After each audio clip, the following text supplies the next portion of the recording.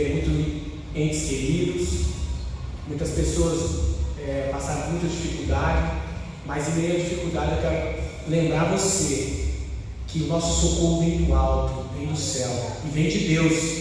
Ainda que você passe por um momento mais difícil de sua vida, lembre que é do alto que vem o socorro e só Deus pode dar a solução do seu problema. A irmã Socorro gosta muito desse hino. Eu vou louvar ao Senhor com vocês.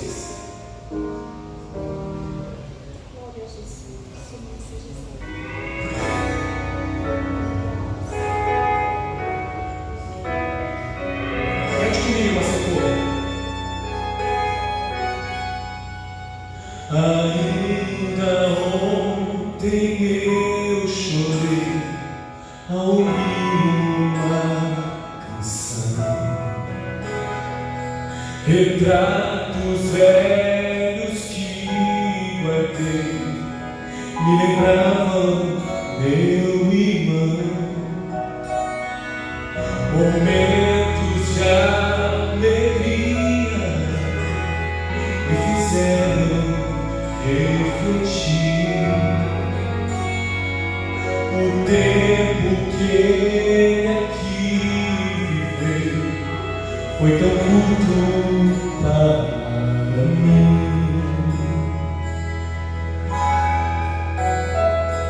Lembrei então de tudo que Jesus me prometeu.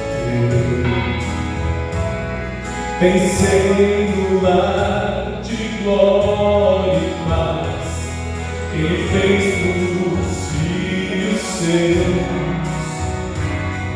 Ali não há mais morte, naveguei meu irmão. Pensar assim me faz viver, me aquece o coração. Posso até levar a vida recordando o que passou, mas prefiro olhar pro alto, pelo lado onde eu vou. Quero conversar com meu Jesus, juntos vamos caminhar, e as minhas lágrimas meu Jesus vai enxugar. Aqui na terra Cristo andou e então voltou ao Pai, mas sinto seu olhar em mim e ao meu lado sempre vai. Ali não há mais morte, naveguei meu irmão, e na saudade que eu senti, ao meu Cristo vou falar. Posso até levar a vida recordando o que passou, mas prefiro olhar pro alto, pelo lado onde vou. Quero conversar com meu Jesus, juntos vamos caminhar, e as minhas lágrimas meu Jesus vai enxugar, e as minhas lágrimas meu Jesus vai enxugar.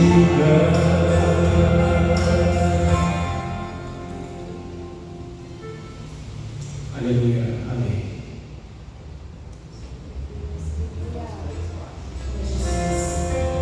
Creio que você já adorou muitas vezes esse louvor. Eu quero te convidar novamente a adorar o Senhor.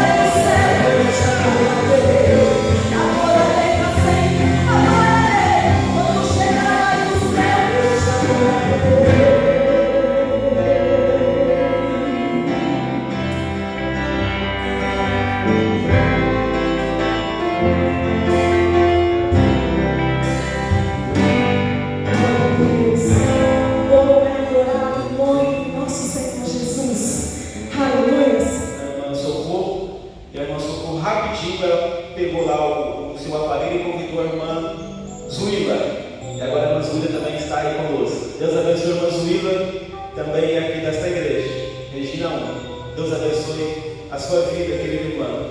A irmã Marcela, esposa do irmão Sérgio, né, chegou aí. E como eu disse aos irmãos, né, acredito e creio e quero muito que todos vocês que estão chegando cheguem para ficar, porque eu tenho certeza que o Senhor estará abençoando a sua vida nesta noite, através deste culto, através da palavra que nos será aqui ministrada nesta noite. Senhor nosso Deus, Pai eterno, nós vamos, meu Deus, neste momento, Senhor, está ouvindo a Tua voz, Pai, está ouvindo a Tua palavra. Esta noite, meu Deus, está aqui conosco o pastor Daniel Conrado. Tenho certeza que o Senhor o trouxe em paz até este tempo.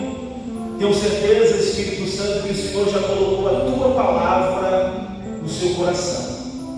Agora, Pai, use-o mais uma vez em Tuas mãos, como tantas vezes o Senhor tem feito.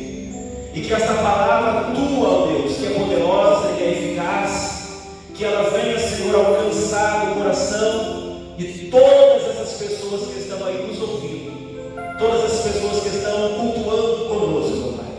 Tenha o Teu Filho em Tuas mãos e use mais uma vez na instrumentalidade da Tua palavra.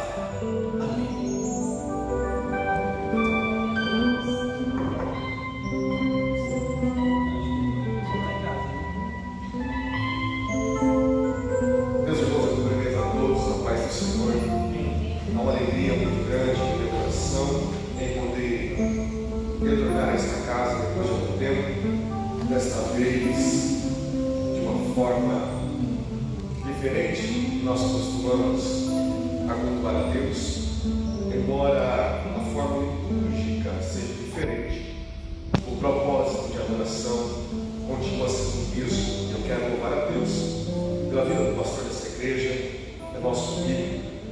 Quero louvar a Deus pela vida do pastor Rodney, pela vida da sua esposa, Rodney, seus filhos. Deus continua abençoando essa família de uma forma poderosa. Também quero louvar a Deus pela vida do pastor regional, meu pai, pastor Pedro Conrado. Antes de vir para cá, estava na casa dele e ele mandou um abraço ao pastor Rodney e a todos os irmãos que fazem parte desta regional. Deus continua abençoando todos em nome de Jesus.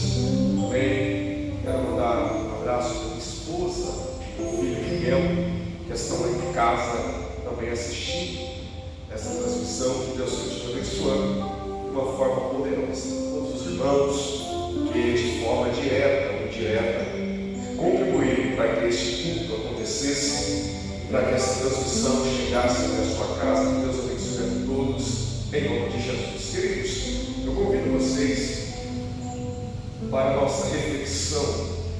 O texto que escreveu o evangelista Mateus, capítulo de número 14, verso de número 22. Nós faremos a leitura de alguns versos e falarei aqui do Espírito de Deus que ministrou meu coração ao ler este texto.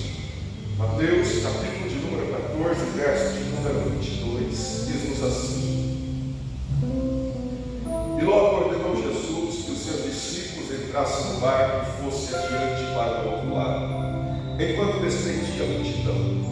Despedida a multidão, subiu ao monte para orar, à parte, e chegada já a tarde, estava ali só. E o barco, entretanto, estava já no meio do mar, açoitado pelas ondas, porque o vento era contrário. Mas à quarta vigília da noite, dirigiu-se Jesus para eles, andando por cima do mar. E os discípulos, vendo-o andando sobre o mar, assustaram-se, dizendo: é um fantasma.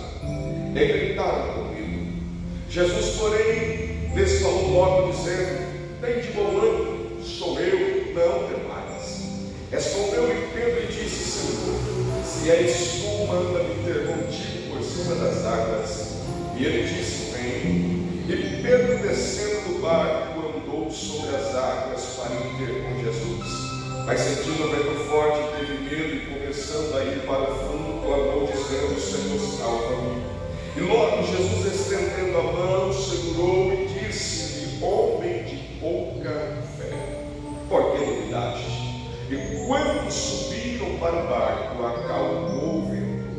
Então aproximaram-se os que estavam no barco e adoraram, dizendo: És verdadeiramente o Filho de Deus. E tendo passado para o outro lado, chegaram à terra de Jerusalém. Amém.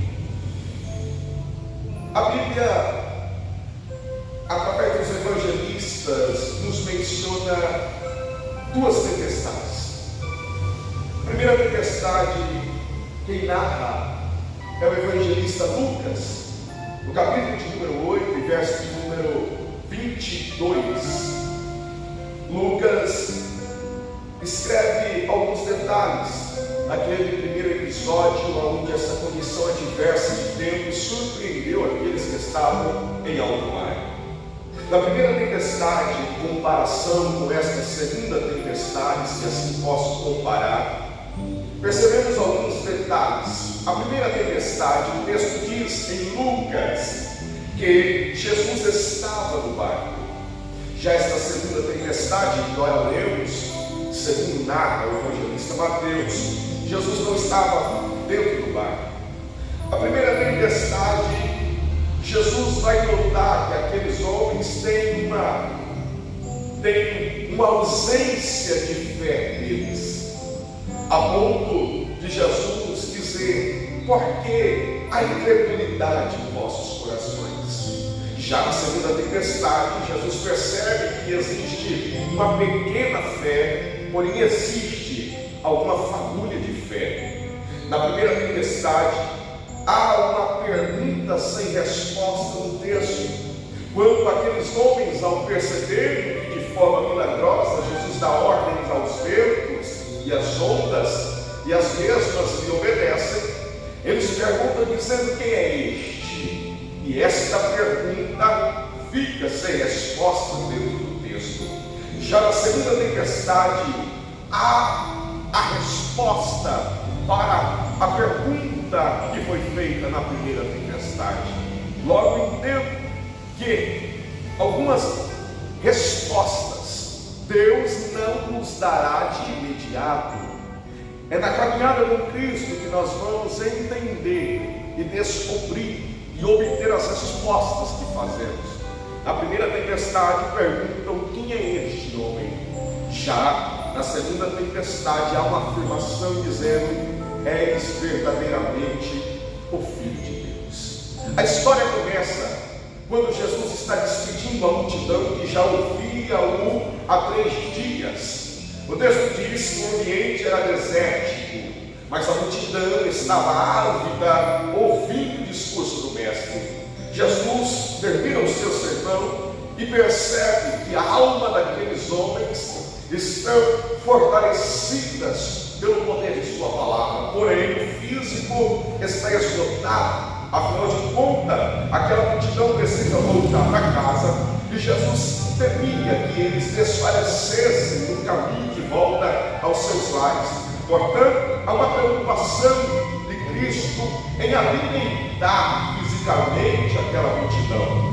Há uma pergunta dentro do texto que indaga-me, porém não trouxe nenhuma preocupação ao mestre quando alguém disse: Senhor, ainda que tivéssemos 200 dinheiros, não bastaria para comprar alimento para toda essa multidão. Haja vista que o texto diz que só homens eram 5.000, fora mulheres e crianças. Alguém disse que um rapaz tinha um lanchinho e na sua mochila tinha 5 pães e 2 peixes. Aí uma pergunta que não quer calar: o que é 5 pães e 2 peixes para essa grande multidão?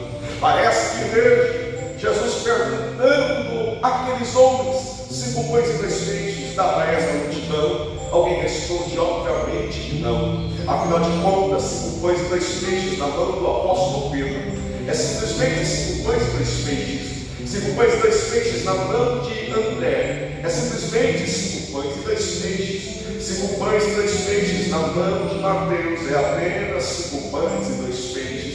5 pães e 2 peixes na mão de Tomé é apenas 5 pães e 2 peixes. Mas 5 pães e 2 peixes na mão de Jesus era o suficiente para ele operar um milagre, alimentar aquela multidão e ainda sobrar 12 cestos cheios de pedaços. A Bíblia diz que então, enquanto Jesus estava despedindo aquela multidão, Jesus vai olhar para os seus apóstolos e dizer: olha, entrem no barco.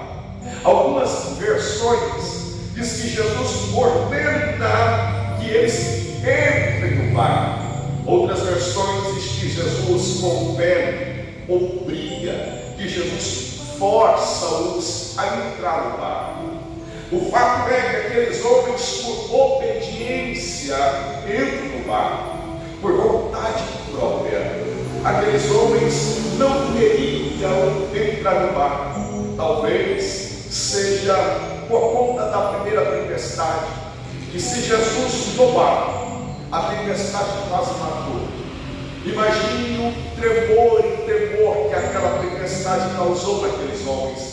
Que se Jesus estava no barco e já foi terrível aquela viagem, eu não me atrevo a entrar no barco sem Jesus. Mas como Jesus força-os por obediência, eles entram no barco e partem em direção do outro lado, conforme Jesus havia mandado. O que eu acho interessante é que quando Jesus termina de despedir a multidão, Jesus não vai atrás dos discípulos. Quando ele termina de despedir a multidão, o texto diz que ele sobe ao monte, e neste monte Jesus está só, orando ao Pai, derramando a sua alma perante o Todo-Poderoso. Isso aqui me chamou a atenção porque Mateus escreve que Jesus estava sozinho naquele monte. É interessante porque minutos atrás Jesus estava cercado de uma multidão. Minutos atrás Jesus estava ladeado, rodeado por uma multidão incontável. Agora Mateus diz que ele está sozinho. Isso reflete fases de nossa vida. Há momentos na vida que nós estamos cercados de pessoas. Há momentos que nós temos braços estendidos à besta para nos ajudar. Mas há momentos que nós atravessaremos na vida em que nós não teremos absolutamente ninguém. E não é porque ninguém quer ficar ao lado. Não é porque ninguém quer nos ajudar. É porque tem momentos que somente eu e Deus é que eu preciso enfrentar. Há momentos que Deus reserva um tempo, um espaço, um período, uma época, uma temporada para tratar somente comigo. E não é que Ele proíbe de alguém nos ajudar, é que o processo que Ele quer fazer em mim, obrigatoriamente, eu preciso enfrentar sozinho. É interessante porque a outra vertente de estar sozinho é que quem escreve que ele está sozinho é Mateus, porque na verdade quem ora nunca está sozinho.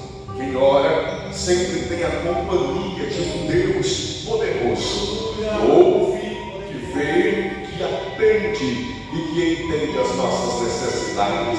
Jesus ora, ao invés de despedir a multidão e correr atrás dos discípulos. E por que Jesus vai orar ao invés de seguir o percurso que determinou os apóstolos em alto mar?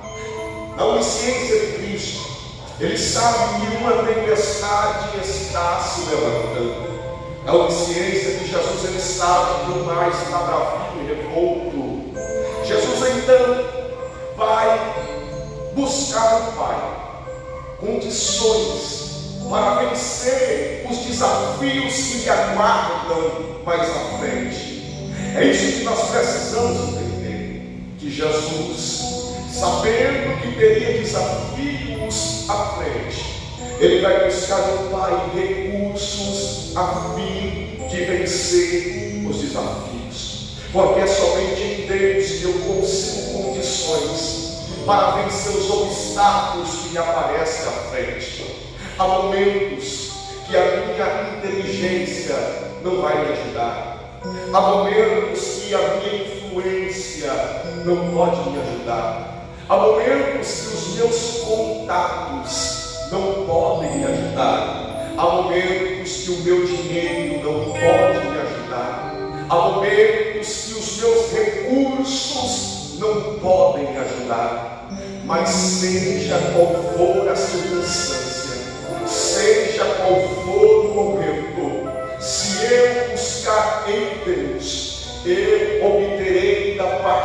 tem recursos a fim de vencer qualquer que for o obstáculo. É interessante, porque Jesus vai dar lições ao orar ao Pai. Jesus vai mostrar a mim, a eles, a nós, que só é possível vencer tempestade de joelhos dobrados, falando com o Pai. Não existe outra forma de vencer tempestades. Não existe outra metodologia. Não existe outro curso. Não existe outra forma de se vencer, a não ser em comunhão, em diálogo com o Todo-Poderoso. Jesus, ele passa algumas horas orando. Alguns estudiosos dizem que Jesus ora mais ou menos 9 horas naquele monte. Afinal de contas, o dia para o judeu termina às 6 horas. A partir das 6 da tarde, eles dividem em vigílias. São 4 vigílias. Das 6 às 9 a primeira vigília, das 9 à meia-noite a segunda vigília, da meia-noite às 3 a terceira vigília, das 3 às 6 da manhã a quarta vigília. Quando Jesus vai ao encontro daqueles homens, a Bíblia diz que já era a quarta vigília da noite. Alguns calculam que Jesus ora 9 horas. Eu já tive experiências de orar algumas horas com o Pai. Também já tive experiências de orar alguns minutos. Já tive experiências de orar alguns segundos. E aí, a intensidade da oração não está relacionada ao tempo em que oramos, mas à entrega com que oramos. Jesus ora numa intensidade tão grande. Eu já tive experiência de orar, e parece que sair desta dimensão para outra, uma experiência linda. E já tive também experiência de orar com sono. E você sabe que quando a gente ora com sono, a gente fala coisa com coisa. É basicamente: Deus abençoa Jesus, Deus abençoa os teus pecados, fala coisa com coisa. Afinal de contas, a gente está dormindo. Mas a intensidade, a entrega de Jesus foi tão grande, que do jeito que Jesus desce do monte, parece que vejo alguém na beira da praia dizendo: quer um barco para atravessar o outro lado? Jesus diz: não, obrigado, eu vou andando. Alguém diz: vai nadando? Diz: não, eu vou andando. Do jeito que Jesus desce no monte, ele continua andando sobre as águas. Alguém diz: loucura! Loucura não. Só quem vive debaixo de oração é possível viver experiências sobrenaturais. É fácil criticar uma experiência de quem ora quando eu não oro, mas experimenta viver uma vida de oração para você ver se você não vai viver o sobrenatural de Deus também. Porque quem tem comunhão com Deus, ele ouve o que ninguém ouve, ele vê o que ninguém vê, ele enxerga o que ninguém enxerga e vive aquilo que ninguém consegue viver. Jesus, ele vai andando sobre as águas. E deixa eu voltar para os discípulos. Aqueles homens estavam no meio do mar, quando a tempestade surpreendeu eles, a ponto de todos ficarem com medo. Querido, vocês sabem muito bem essa história, de frente para trás, de trás para frente. Você já cantou hino, já ouviu sobre, já leu sobre, já pregou sobre. Você já está cansado de ouvir essa história.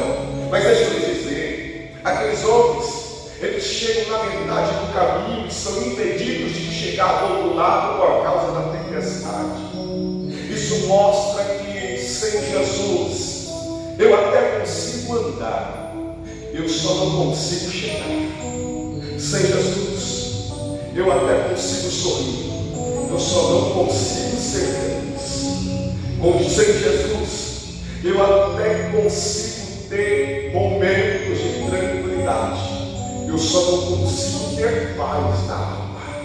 Aqueles homens chegam até a metade, mas não conseguem concluir o percurso, porque sem Jesus a gente não chega a lugar algum. Quando aqueles homens estão no meio do mar, o texto diz que eles são tomados pelo medo. E você pode ser um homem valente, pode ser uma mulher corajosa, mas anda com alguém medroso para você ver. É mais fácil você ser influenciado pelo medo do que influenciar alguém com a sua valentia ou coragem. É mais ou menos você andar em uma rua escura com um medroso. É aquele medroso que você ouvia alguém ali espionando. Eu percebi uma movimentação estranha, uma sombra estranha. Eu vou voltar. Eu duvido você dizer não. Eu vou lá para ver. Eu duvido você dizer não. Vamos averiguar se é isso mesmo. É mais fácil os dois lá no pé. É mais fácil a gente ser contagiado pelo medo do que transmitir coragem para o medroso. A ponto de 12 homens que navegaram antes estarem com medo. Medo da tempestade, medo do mar, medo da morte. Aqueles homens estão apavorados. E vocês sabem que quem está em perigo tem pressa de ser socorrido. Quem está à mercê tem pressa de ser ajudado. Aqueles homens estão gritando com medo, e a pergunta que não quer calar é uma só: aonde está Jesus? Nós só estamos nessa porque fomos obedientes à voz dele na beira da praia, por ele dizer. Eu aprendi desde pequeno que desobediente sofre muito. E conforme a gente vai crescendo, a gente vai vendo exemplos. Eu nunca vi um desobediente se dar bem na vida. Eu nunca vi um filho desobediente ser próspero. Eu nunca vi um servo de Deus desobediente se dar bem. Nunca vi um funcionário desobediente se dar bem. O desobediente tem um caminho curto. A trajetória de infelicidades e fracassos. Mas também não podemos omitir que o obediente sofre também. O obediente padece também. E nós precisamos entender a diferença de consequência e propósito. A tempestade não é consequência. Aquela tempestade é propósito por conta de uma obediência. Há momentos na vida que a gente tenta resgatar alguma coisa de errado que a gente fez, dizendo: não é possível. Eu fiz alguma coisa para estar enfrentando isso. A gente começa a buscar coisas do passado que deve ser isso.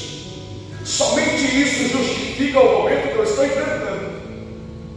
A gente tenta resgatar coisas que Deus já nos perdoou há muito tempo, mas a gente traz no presente dizendo: foi isso, é isso que tem me causado tanto sofrimento. E Deus nesta noite usa a minha boca para dizer: não é consequência, é um propósito meu para a tua vida. Como pode ser um propósito? A gente precisa entender que a tempestade tem dois P. P de pá. A primeiro P é que a tempestade é passageira. Nenhuma tempestade dura para sempre, por mais catastrófica que seja. Por mais que venha e arrebente tudo, ela não dura para sempre. A tempestade passa. O segundo P é que a tempestade é pedagógica. Ela sempre tem uma lição para nos ensinar.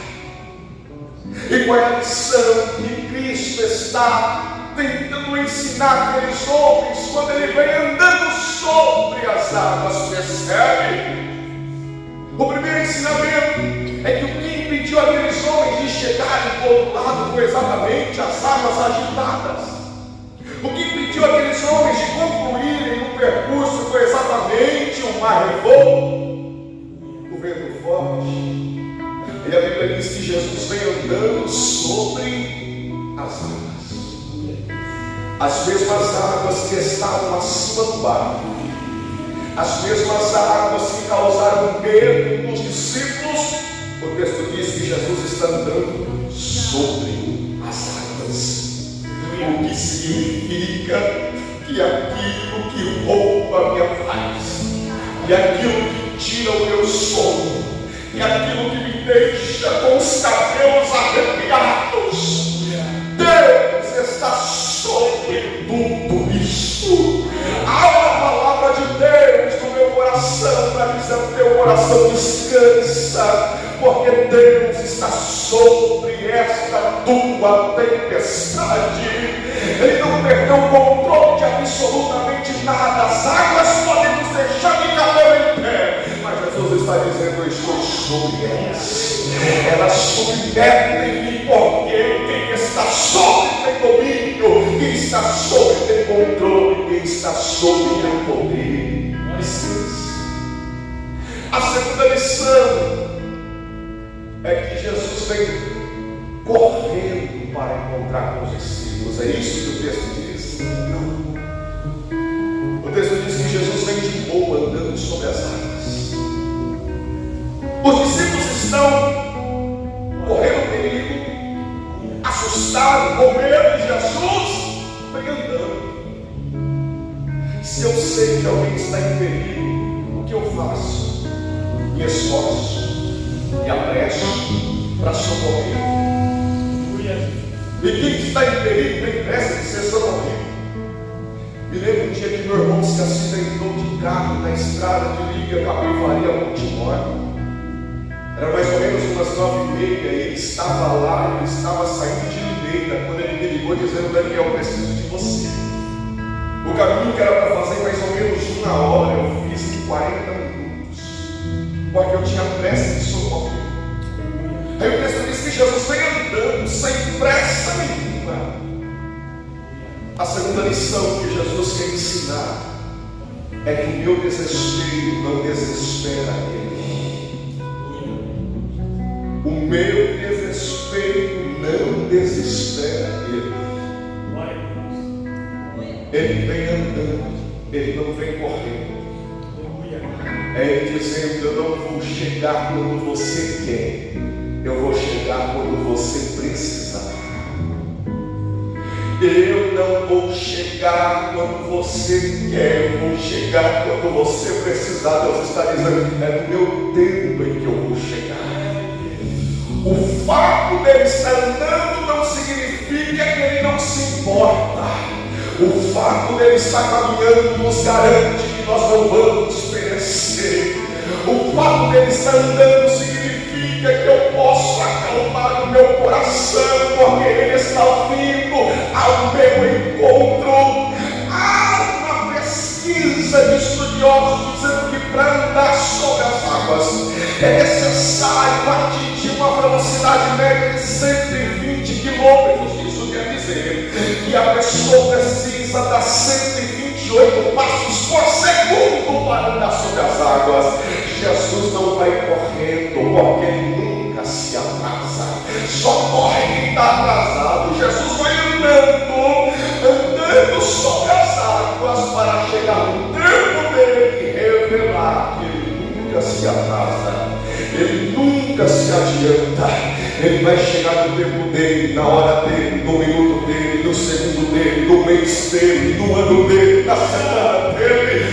Eu não sei se isso conforta o teu coração, mas é Deus dizendo ao meu coração para te dizer: fica tranquilo, eu estou chegando ao teu lado. Aqueles homens tão apavorados que estavam, eles: ó, fantasma! E Jesus grita no meio das águas dizendo: sou eu. Tem de bom ânimo, não temais. Eu não sei se você consegue ouvir no meio de tanta tempestade.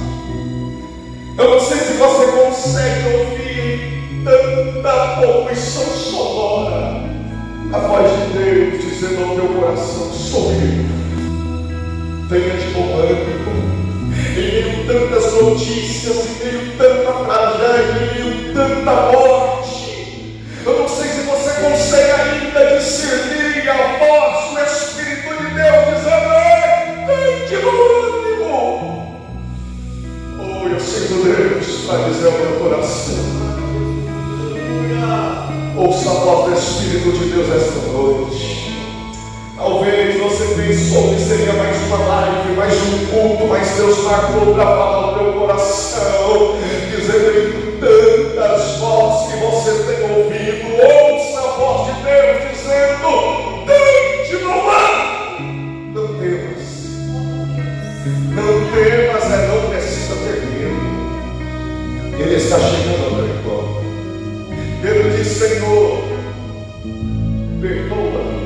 se és tu, eu quero andar sobre as águas. Jesus disse, então vem. Pedro, que é uma prova de que quem realmente está vindo é Jesus. Ele tem uma fagulha de fé, mas a maior porcentagem é de medo. Parece que vejo Pedro sentando na lateral do barco, colocando um pé, e o pé não afunda, e aquilo causa estampo. Enquanto coloca o outro não afunda também. Parece que vejo Pedro com medo, numa posição ainda que tentando um equilíbrio, não acreditando. E parece que vejo Jesus dizendo, vem Pedro, você não queria andar, então vem. Alguém está olhando para o barco dizendo, mas o vento. E essa tempestade? Enquanto uns estão comendo dentro do barco, Pedro está caminhando no meio de um temporal. Caminhar sobre as águas já é uma loucura se fosse em um tempo de um dia ensolarado. Quem dirá no meio de uma tempestade? Você consegue acreditar no que está acontecendo? De que no meio deste temporal que nós estamos vivendo, enquanto uns se trancafiam dentro de um barco, se você crê, Jesus te fará andar sobre estas águas. No meio desse temporal, Jesus tem poder de te fazer andar. Enquanto uns estão fechando as portas, Jesus tem poder para te fazer andar de porta aberta no meio dessa tempestade. Enquanto uns se entopem de remédio, de calmante, Jesus tem poder de te fazer andar no meio deste furacão.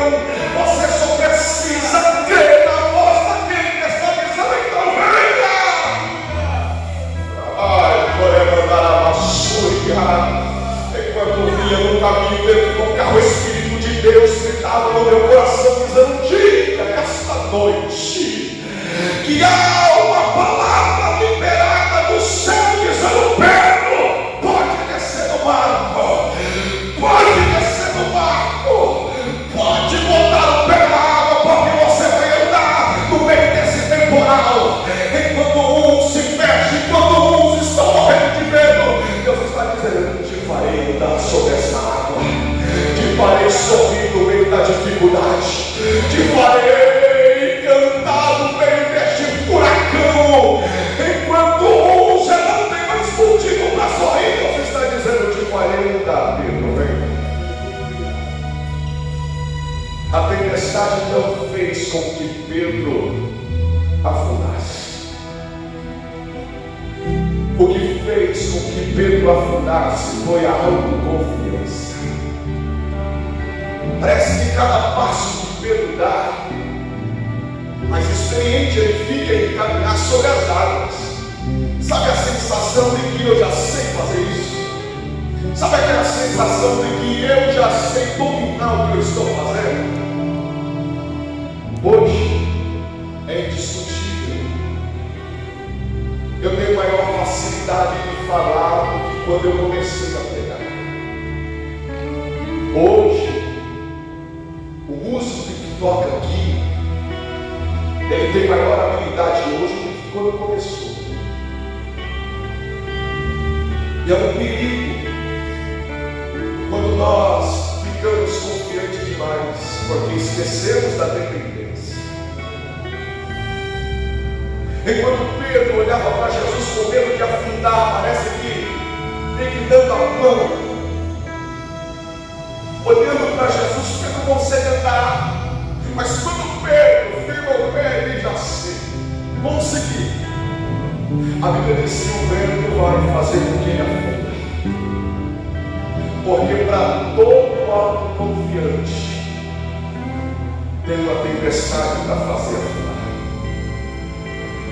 Para todo aquele que se acha, para todo aquele que se sente capaz o suficiente, tem um vento que sopra e fará com que ele se afunde. E no fundo poço, do fundo do mar. Não tem quem possa nos tirar de lá, a não ser uma mão do Todo-Poderoso estendida ao nosso favor. Não importa o quão fundo chegamos, se a mão dele estiver estendida para mim, eu consigo sair de lá. Alguém pode dizer, eu cheguei no fundo do poço, mas se a mão de Jesus estiver estendida, você vai sair de lá, em nome de Jesus. Ele está afundando, mas Jesus estende a mão. Eu acho lindo isso. Jesus estende a mão e coloca Pedro novamente sobre a água. Eu preciso encerrar, mas eu preciso dizer isso.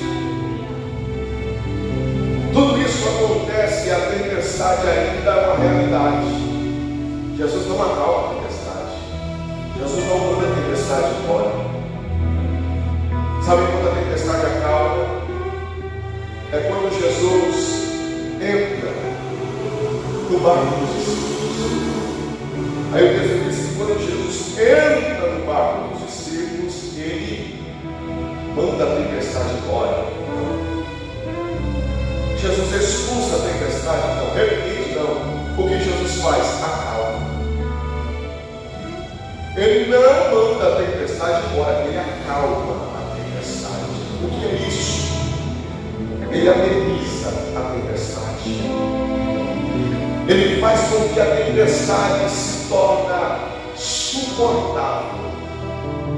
Não sei se você entende. Existem situações que não serão resolvidas do dia para a noite. Não é porque Deus não tem poder para fazer isso. Ele tem poder para todas as coisas. Existem situações que Deus não vai tirar, Ele vai amenizar. Existem situações que Deus não vai excluir, Ele vai tornar suportável. E nós iremos conviver. Mas aquilo que antes tirava a nossa alegria, agora servirá de mar, de experiência, de lembrança, dizendo: foi por causa disso que hoje eu tenho resposta para perguntas que fiz lá atrás. Quem é este? Hoje eu sei quem de fato é esse Jesus que eu sirvo.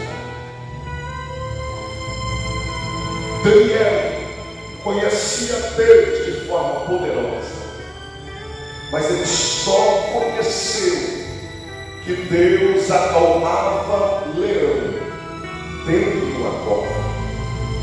Aqueles meninos conheciam Deus que os pais tanto falavam em Jerusalém, mas foi dentro da fornalha que eles descobriram que o Deus que eles serviam era mais poderoso do que o fogo da fornalha de Nabucodonosor. A tempestade revelou para aqueles homens que o Jesus que eles serviam era verdadeiramente o Filho de Deus. Alguns no começo diziam que era um fantasma. Agora, depois de tudo aquilo, diziam: não, é fantasma. Fantasma não faz nada disso. Fantasma assusta e veio para acalmar a minha alma e meu coração. Onde você está, se puder, coloque uma das suas mãos em teu coração. Incline a tua cabeça na tua casa agora, na tua sala, no teu quarto, aonde você estiver assistindo-me a uma presença gloriosa de Deus neste lugar. E eu peço ao Espírito Santo de Deus, se isso é possível que eu estou pedindo, que essa mesma graça que eu estou sentindo seja compartilhada com você dentro da tua casa agora. Com a mão no teu coração, este Jesus começa a acalmar a tempestade. Ele começa a tornar suportável esta dor e esta pandemias, da quarentena, não vai te deixar louca. Você não vai entregar os pontos, você não vai abrir mão daquilo que Deus te prometeu e planejou na tua vida, não, mulher. Deus, esta noite vem ao teu encontro para trocar a paz, tirar este medo e colocar a paz no lugar do medo. Longe de Deus, vem ao teu encontro para dizer: tiro este medo e coloco a calmaria, a paz, a certeza de que nós chegaremos do outro lado, de que há um novo tempo do outro lado, de que há uma nova história do outro lado, de que há um recomeço do outro lado, de que há uma nova trajetória do outro lado. Nós chegaremos em Jerusalém. Se assim você crê, Espírito de Deus, eu te louvo e te agradeço, porque a tua palavra é fiel. Ainda que sejamos infiéis, o Senhor é fiel.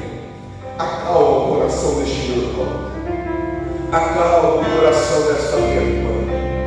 Ajuda-nos a entender que as tempestades são passageiras, pedagógicas, e que o Senhor tem um propósito em tudo.